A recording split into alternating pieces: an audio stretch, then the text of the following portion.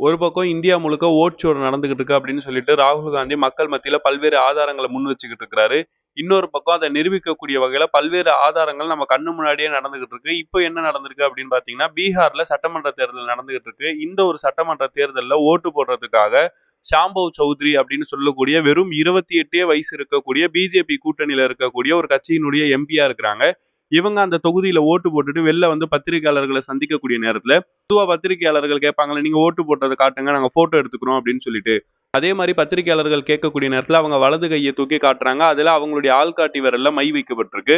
உடனே பக்கத்துல இருக்கக்கூடிய எல்லாரும் இடது கைய காட்டுறாங்களே, நம்ம மட்டும் வலது கைய காட்டுறோமே அப்படின்னு சொல்லிட்டு இடது கைய தூக்கி காட்டுறாங்க. அதுலயும் ஆள்காட்டி விரல்ல மை வைக்கப்பட்டிருக்கு. அப்போ ராகுல் காந்தி சொல்ற மாரி உண்மையிலேயே ஓட்டு திருட்டு நடந்துகிட்டு இருக்கா அப்படின்னு சொல்லிட்டு பத்திரிகையாளர்களும் பல்வேறு யூடியூபர்களும் கேள்வி கேட்கறாங்க. ஆனா இதுக்கு எந்த விதமான பதிலையுமே தேர்தல் ஆணையம் இப்ப வரைக்கும் சொல்லவே கிடையாது. இப்போ இந்த ஒரு எம்பி 2 ஓட்டு போட்டிருக்காங்க அப்படின்னு சொன்னா, ஒண்ணு அவங்களுடைய ஓட்டு, இன்னொரு ஓட்டு யாருடையது அப்படிங்கிறதையும் நம்ம பார்க்க வேண்டியது இருக்கு. இது பத்தி யூடியூபர்கள் யாராச்சும் விளக்கம் கேட்டு வீடியோ போட்டா, அங்க இருக்கக்கூடிய பிஜேபி ஆளுங்க வந்து, இல்ல எம்பிக்கெல்லாம் 2 ஓட்டு இருக்கு. நீங்க வேணா செக் பண்ணி பாருங்கன்னு சொல்லிட்டு விவரம் தெரியாம பேசிக்கிட்டு இருக்காங்க. இந்த மாரி நம்மளுடைய ஓட்டும் திருடப்படாம இருக்கணும்னு சொன்னா, விழிப்புணர்வோட மக்கள் இருக்கணும். இத பத்தி நீங்க என்ன நினைக்கிறீங்கன்றத கீழ மறக்காம கமெண்ட் பண்ணுங்க.